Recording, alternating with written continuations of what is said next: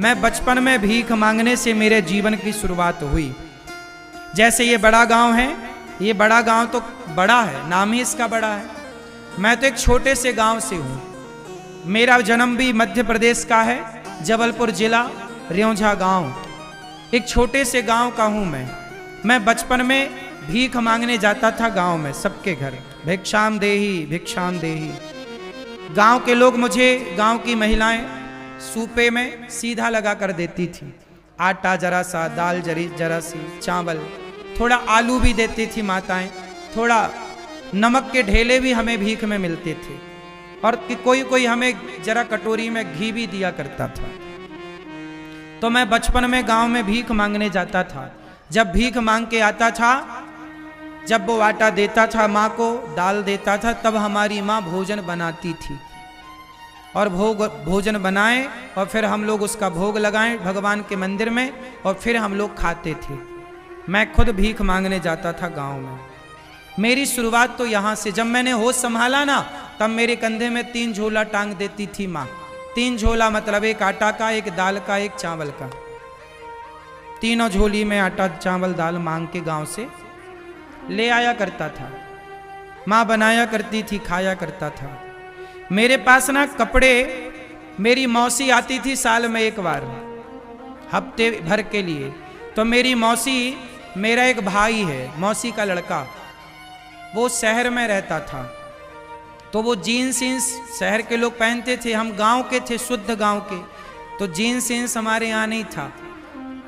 तो मेरी मौसी जब आती थी तो वो कभी कभी भाई के कपड़े उतारे हुए जो वो रिजेक्ट कर देता था, तो वो ले आया करती थी। मैं उन कपड़ों को देखकर बहुत प्रसन्न होया करता था, और एक जोड़ी कपड़ा लाती थी तो 1 साल तक मौसी का इंतजार करता था कि मौसी आएगी तो कपड़े लाएगी। और वो भी कपड़े जब लाती थी तो मैं उनको बड़े शौक से, जब मैं कहीं जाता था तो उन कपड़ों को पहन के जाता था। हमारे पिताजी साल में 1 बार कपड़े दिलाते थे।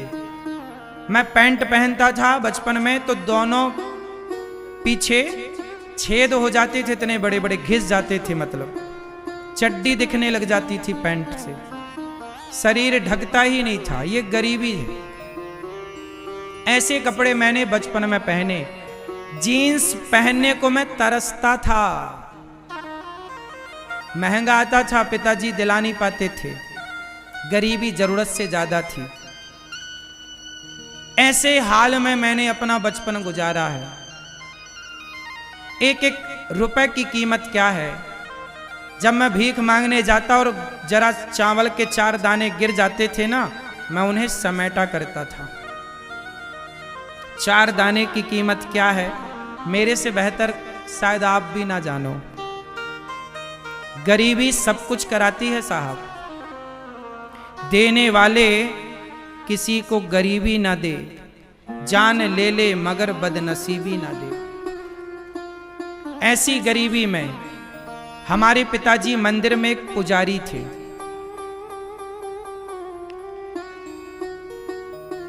ठाकुरों का, वहां पे जमींदारों का, बड़े बड़े लोगों का मंदिर था। मंदिर बनाया तो उन्होंने पुजारी के रूप में हम लोगों को रखा।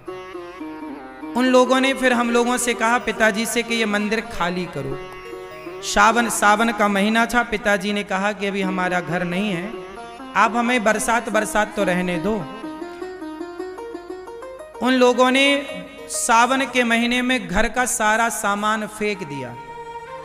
मुझे याद है, हम लोग सारा सामान उठाकर, उस समय गांव में हम लोग मंदिर के पुजारी थे, एक मंदिर की पूजा करते थे, राम जानकी मंदिर था। उस मंदिर के मालिक ने, क्योंकि गांव में अक्सर जो मंदिर होते थे ना, वो माल गुजारों के होते थे, जमींदारों के होते थे, तो वो हम लोगों को, मतलब पुजारियों को रखते। अब उनका कहना है कि मंदिर खाली करो। भाई मंदिर उनका था तो वो कभी भी खाली करा सकते थे, ये उनका अधिकार था। सही था कि उन्होंने मंदिर खाली कराया, लेकिन उस समय खाली कराया जब सावन था, पानी बरस रहा था। पिताजी ने कहा बारिश के बाद खाली कर देंगे, नहीं माने, सामान डेरा फेंक दिया।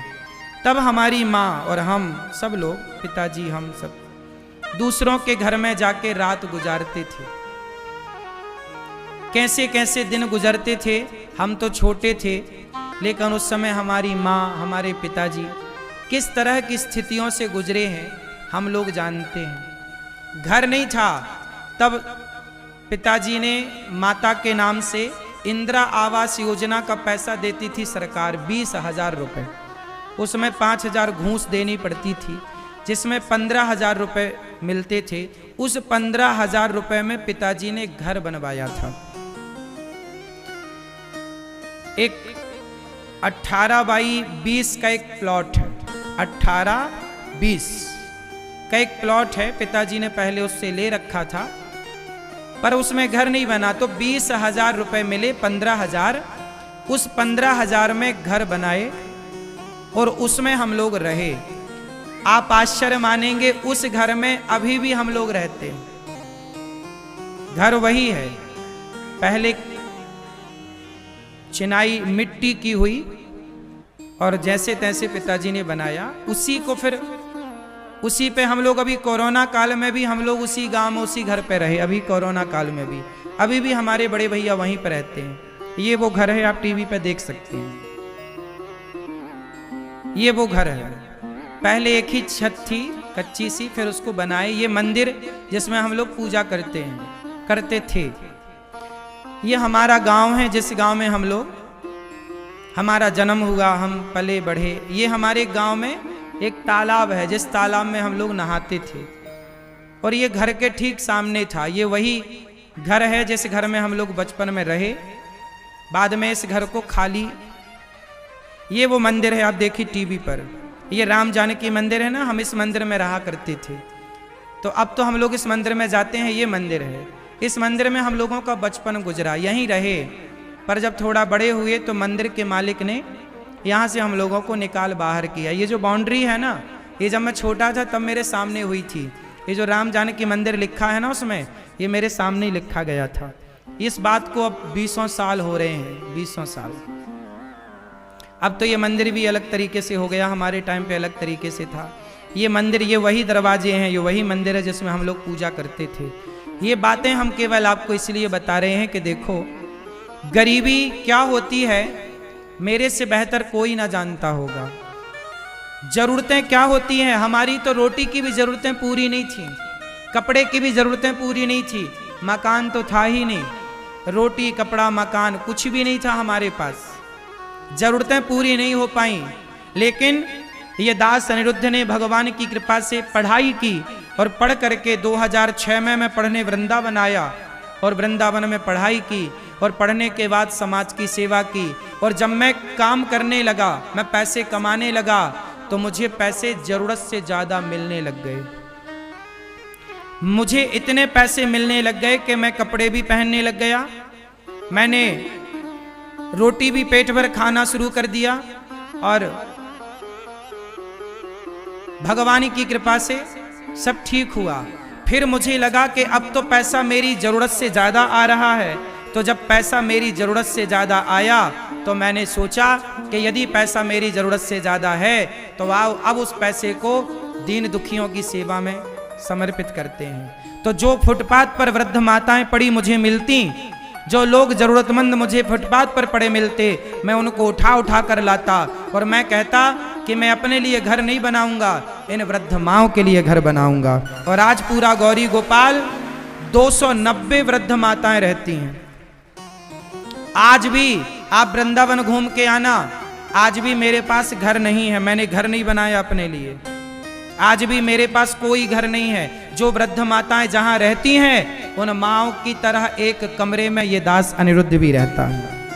मैंने आज तक अपने लिए कोई बड़ा घर नहीं बनाया कि ये घर कोई कह सकता कि ये महाराज जी का घर है।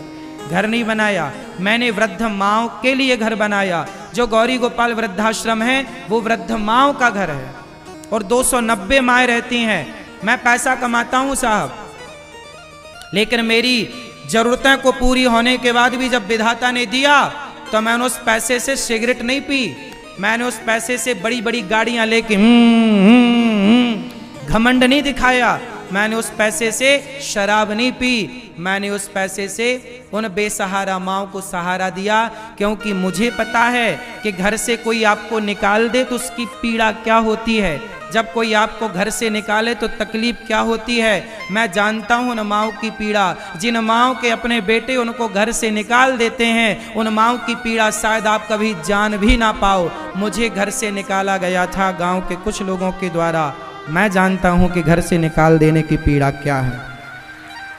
शायद भगवान ने मेरे जीवन में जो इतना संकट, इतना कष्ट, इतना दुख भेजा था ना, शायद वो मेरी पढ़ाई थी कि बेटा पहले तू सब जान ले कि कष्ट क्या होता है, गरीबी क्या होता है, तकलीफ क्या होती है। जब तक आप तकलीफ नहीं जानते ना, तब तक तकलीफ समझते नहीं है। इसलिए मैं जानता हूं कि बेसहारा माओ का दर्द क्या है। इसलिए गौरी गोपाल आश्रम में मैं समय निकाल कर, इतना व्यस्त होने पर भी समय निकाल कर मैं उन सभी माओं के पांव दबा करके अपने पुत्र धर्म का पालन करता हूं। पैसे कमाता हूं साहब, चोरी नहीं करता। देखो ना, 3 घंटे ददरुआ धाम में कथा सुनाता हूं और वहां से भाग के यहां आता हूं, 3 घंटे आपके बीच में कथा सुनाता हूं, ओवर टाइम काम कर रहा हूं। किसके लिए? तुम्हारे परिवार में 4 लोग हैं ना, तुम उसके लिए करते हो। हमारी वृद्ध माएँ हैं, हम उनके लिए कमाते हैं, कमाना पड़ेगा। नहीं कमाए तो गौरी गोपाल में चूल्हा कैसे जलेगा। तुमसे कहते हैं थोड़ा थोड़ा सहयोग करो, कुछ लोग करते हैं, कुछ लोग हंसते हैं कि देखो भिखमंगा मांग रहा है भीख। क्या करें साहब, मांगना पड़ता है। कोई अपने लिए थोड़ी मांग रहे हैं, हमारे अपने लिए तो हमारी अपनी जरूरतें कुछ है ही नहीं, इच्छाएं भी नहीं है। अब हमारी कोई इच्छा नहीं है। बताओ हमें क्या बनना है? जो बनना था बिहारी जी ने बना दिया। हम तो भिख मंगे थे, भीख मांगते थे गांव में, हमें तो बिहारी जी ने जो बना दिया वो हमारी औकात से करोड़ों गुना ज्यादा है। अब क्या इच्छा है? कोई कामना नहीं, मेरी कोई इच्छा नहीं है। इच्छा केवल इतनी है कि गौरी गोपाल आश्रम में जो माएँ हैं ना, उनको समय पर रोटी मिलती रहे, समय पर दवाई मिलती रहे और उनकी सब प्रकार से व्यवस्थाएं बनी रहें। गौरी गोपाल गुरुकुल में सोचिए, वृद्ध माओं की सेवा के बाद भी मुझे लगा कि मेरे पास माओं की सेवा के बाद भी कुछ और काम हो सकता है। तो मैंने गौरी गोपाल गुरुकुल में 150 बच्चे रखे। उन बच्चों को आज गौरी गोपाल गुरुकुल में ये दास अनिरुद्ध आप लोगों से भीख मांग मांग करके उन बच्चों को, उनको कपड़ा पहनाना, पुस्तक, कॉपी, किताब, पेन, रहना, खाना, उन बच्चों को 150 बच्चे गौरी गोपाल गुरुकुल में पढ़ते हैं, उन सबको पढ़ाता लिखाता हूँ। मुझे लगता है यार मरूंगा ना, कुछ लेके ना जाऊंगा। आओ, जब तक हूँ जीते जी, मेरे मेहनत करने से कोई बच्चा पढ़ पा रहा है, किसी माँ को सहारा मिल रहा है, किसी को पेट भर रोटी मिल रही है, तो आओ मेहनत करते हैं। आओ मेहनत करके किसी की सेवा करते हैं। अपने लिए तो पक्षी भी जीता है, अपनों का पेट तो कुत्ता बिल्ली भी भरते हैं। आओ समाज की सेवा करते हैं। गौरी गोपाल आश्रम में सवेरा होता ही हजारों साधु भोजन करते हैं। मैंने एक संकल्प लिया मन में, जब मैं भीख मांगता था ना अपने गांव में, तो याद रखना, जब मैं भीख मांगने जाता ना, तो मैं महीने में 2 बार भीख मांगता था, अमावस और पूर्णिमा। तो 2 महीने में, 1 महीने में 2 बार मांगता, तो 1 बार मांगने जाता तो 15 दिन का राशन मुझे मिल जाता गांव के लोगों से। हम लोग 4 लोग थे, हमारी एक बहन, हमारी 2 बहनें हैं। एक बहन बचपन में भगवान के घर चली गई, उसको टिटनेस हो गया था, पिताजी के पास पैसे नहीं थे, दवाई करा नहीं पाए, भगवान के घर चली गई। एक बहन हमारी सबसे बड़ी है, एक भाई है हमारा बड़ा, और एक ये दास सबसे छोटा, और माता पिता। तो 4-5 लोगों का परिवार, 5 लोग थे। 5 लोगों के लिए कितना राशन था। गांव में मांगने जाते तो 15 दिन का गुजारा हो जाता। तो महीने में मैं 2 बार मांगने जाता। हुआ क्या, कभी मैं मांगने जाता, कभी बड़े भैया मांगने जाते। कभी मैं मांगने जाता, कभी बड़े भैया मांगने जाते। तो मैं जब मांगने जाता तो कुछ लोग क्या करते, मुझे देख के ना कुछ लोग अपने दरवाजे बंद कर लेते थे। अरे महाराज आ रहे हैं, बंद कर लो। कुछ लोग कह देते महाराज बाद में आना, अभी हम फुर्सत में नहीं हैं। ऐसे लोगों के घर में दोबारा जाता भी नहीं था। मैं भिखारी जरूर था पर स्वाभिमानी था। सम्मान से दोगे तो लूंगा, भीख भी मांगता हूं इसका मतलब ये नहीं कि तुम कुत्तों की तरफ फेंक के दोगे। सम्मान से भीख लेना जानता हूं, है ना। भीख मांगने वालों का भी एक स्वाभिमान होता है। आजकल के जो भिखारी आते हैं ना, वो क्या कहते हैं, भैया हमें पैसे चाहिए ना। ये अच्छे कोटि के भिखारी नहीं है। भिखारियों की पहचान मैं बताता हूं, जितना आपके द्वार से मिल जाए प्रसन्न चित्त से उतना लेकर आपको आशीर्वाद देना, ये अच्छे भिखारियों की पहचान है। हमें जितना मिलता था हम उतना लेते थे, कभी नहीं बोलते थे कि और लाओ, नहीं, जितना आपने दिया बहुत। तो हम ऐसे भिखारी थे।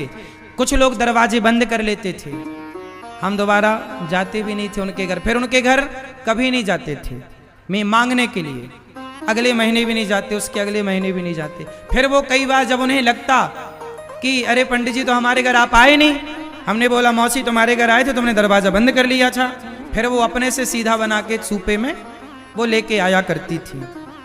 तो कुल मिला के हम ये आपसे कहना चाह रहे हैं कि ये दास अनिरुद्ध यदि आपसे मांग रहा है ना, तो अपने लिए नहीं, उन बेसहारा वृद्ध माओ के लिए मांग रहा है। बताओ, उन माओ के लिए देना ये आप सभी का धर्म है या नहीं?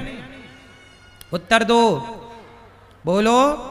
यदि मुझ जैसे भिखारी को आपने भिक्षा नहीं दी, तो फिर आप गृहस्थों का धर्म ये है कि हमारे द्वार पर कोई आया है भिक्षा मांगने, तो हम उसे अपनी हैसियत से भिक्षा दें। और मेरे जैसा भिखारी पहुंच जाए तो जरूर देना, क्योंकि मेरे जैसे भिखारी रोज रोज किसी के घर जाते नहीं हैं। मेरे जैसे भिखारी भी आपको मिलेंगे नहीं ढूंढने से। बताओ, भीख मांग मांग के सेवा कर रहा हूं गौरी गोपाल आश्रम में। सोचिए, पूरे भारत का सबसे बड़ा लंगर चल रहा है। गौरी गोपाल आश्रम में जो अन्न रसोई बढ़ती है ना, पूरे भारत की सबसे बड़ी रसोई है जगन्नाथ जी की रसोई। दूसरे नंबर पर तिरुपति बालाजी की रसोई। तीसरे नंबर पर गोल्डन टेम्पल अमृतसर की रसोई, जिसे लंगर कहते भंडारा। चौथे नंबर पर एक जगह और 5वें नंबर की गौरी गोपाल जी की रसोई है। सर्वे करने कभी आ जाना।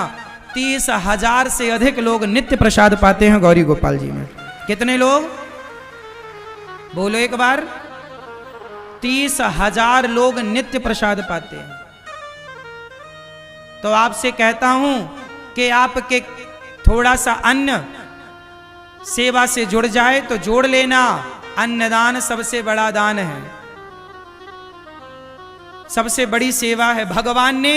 अच्छा ये बताओ, इतनी बड़ी सेवाएं कोई व्यक्ति कर सकता है? मैं नहीं कर सकता, मेरे जैसा भिखारी तो बिल्कुल नहीं कर सकता। अब इतनी बड़ी सेवाएं हो रही हैं तो समझ लो कि भगवान करा रहे हैं, चाह रहे हैं तो हो रही। तो ये मेरे करने कराने से नहीं, ये भगवान चाह रहे हैं इसलिए हो रहा है। इसलिए आप जो सहयोग करते हैं वो भगवान की प्रेरणा से करते हैं। आपको भगवान प्रेरणा देंगे तो आप भी 2 रोटी का सहयोग करोगे, और आपने यदि सहयोग नहीं किया तो समझ लो कि भगवान ने आपको अभी प्रेरणा नहीं दी। भगवान खुद आपके अन्न को स्वीकार करना नहीं चाहते। भगवान सबसे लेते भी नहीं है साहब। सबका अन्न धर्म से नहीं जुड़ता। बोलो हाँ। सबका धन धर्म से नहीं जुड़ता। ये तो बड़ी कृपा है गौरी गोपाल भगवान की कि वृंदावन में गौरी गोपाल में सवेरे से हजारों संत आते हैं और सभी संतों की सेवा का अवसर मिलता है। तुम्हारे द्वारे पर कोई संत आ जाए, तुम्हारे द्वारे पर कोई भूखा आ जाए, तो ये समझ लेना भगवान की कृपा है कि आज तुम्हारी रोटी को, तुम्हारे अन्न को भगवान पवित्र करना चाहते हैं कि उसको खिलाओगे तो अन्न धन पवित्र होगा। तो गौरी गोपाल आश्रम की सेवाएं इतनी विशाल हैं, इतनी सेवाएं हैं, और भगवान की प्रेरणा से सब कार्य हो रहा है। आप लोग ये ना समझें कि सब कुछ है। कैसे है? मेहनत तो तुम्हारा बेटा भी कर रहा है, तुम्हारा छोरा भी दिन रात मेहनत कर रहा है। तुम्हारे छोरे की आयु कितनी है? तुम्हारा बेटा कितने साल का है? तुम्हारे बेटे के बराबर कहीं मैं हूं। मैं अभी 34 साल का हूं, 34 रनिंग चल रही है, 34। 33 साल कंप्लीट होके सितंबर में 34 चालू हुआ। ये दास अनिरुद्ध 34 साल का है। मेरी उम्र के तुम्हारे बेटे होंगे, मेरी उम्र के तुम्हारे पोते होंगे, दादाजी जितने यहां बैठे हैं। हाँ या ना? मेरी उम्र 34 साल है, इस 34 साल की उम्र में ये दास अनिरुद्ध जितनी मेहनत करके समाज की जितनी सेवा कर रहा है, आपके बेटे भी इतनी मेहनत करके समाज का पैसा कमाना बड़ी बात नहीं है, पैसे का सदुपयोग करना बड़ी बात है। क्यों मेरी माँ? सही जगह खर्च करना बड़ी बात है। आजकल के लड़के बड़े गांव में भी इतने लड़के हैं, सब कमा रहे हैं, आपके बच्चे भी पैसे कमा रहे हैं, पर वो कमा के 500 रुपया की शराब पी जा रहे हैं। हाँ या ना? कमा के वो 1000 रुपया का मुर्गा खा जा रहे हैं। कल एक छोरा बोल रहा था परसों नरसों के मांस खाने से सेहत बनती है, मेरे को पढ़ा रहा था वो, यही छोरा। तो ये तुम्हारी औलादें हैं, मांस खाने का फायदा मुझे बता रहा था वो। तो ये तुम्हारी बच्चे, वो भी लगभग मेरी उम्र का था। तो एक वो बच्चे हैं जो मेरी उम्र के तुम्हारे मांसाहार कर रहे हैं, एक वो हैं जो शराब पी रहे हैं, और एक बच्चा मैं भी हूं। मैं भी तो अपनी माँ का बेटा हूं, अपने पिता का पुत्र हूं, तो मैं भी तो एक बच्चा हूं, मेरी भी तो अपनी इच्छाएं हैं। मैं भी तो गाड़ी खरीद सकता हूं और यूं यूं चला सकता हूं, लेकिन मैंने अपने कमाई के प्रत्येक रुपए का सही उपयोग किया है कि नहीं? जोर से बोलो। इसलिए अपने बेटों को बोलना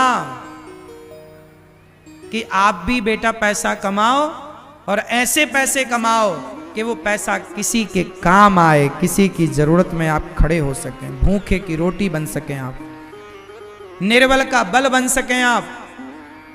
गौरी गोपाल में ऐसी ऐसी माएं बेटे छोड़कर जाते हैं जिन माओं से खड़ा नहीं हुआ जाता, चला नहीं जाता। ऐसी कितनी माएं हैं जो बिस्तर पर लेटी हैं, बिस्तर पर मलमूत्र करती हैं। उनके लिए मैंने स्टाफ रखा है महिलाओं का, वो उन माओं को उनका मलमूत्र साफ करती हैं, माओं को नहलाती हैं और उन माओं की सेवा करती हैं। जिन माओं के अपनी औलाद, जन्म लेने वाले बच्चे सेवा नहीं कर पाए, वो बच्चे अपनी माओं को छोड़कर जाते हैं, और ये दास अनिरुद्ध उन माओं की सेवा करता है। याद रखना भक्तों, जब मैं मरूंगा तो भगवान मेरे से पूछेंगे, अनिरुद्धाचार्य भेजा था तुम्हें संसार में, क्या करके आए? मैं आंखों से आंखें मिलाकर बात करूंगा, प्रभु आपने मानव शरीर दिया, जीवन दिया, मैंने एक क्षण का, समय का और 1 रुपए का मैंने दुरुपयोग नहीं किया, मैंने समाज की सेवा की है। ये संसार में जितने लोग हैं भगवान के भक्त हैं, और जितने दीन दुखी हैं सबकी सेवा करना भगवान की सेवा है। नर सेवा ही नारायण सेवा है। बताइए, नर सेवा नारायण सेवा है या नहीं? जोर से नहीं बोला जा रहा है, बोलो। नर सेवा। एक दिन मैंने सोचा कि देखो बकरा मरता है ना, बकरे के चमड़े का तबला बन जाता है, ऊंट मरता है, ऊंट के चमड़े का जूता बन जाता है, लेकिन मैं मरूंगा तो मेरे चमड़े का तो जूता भी नहीं बने। मेरा चमड़ा मरने के बाद काम नहीं आएगा, आपका चमड़ा काम आएगा? क्यों मैया?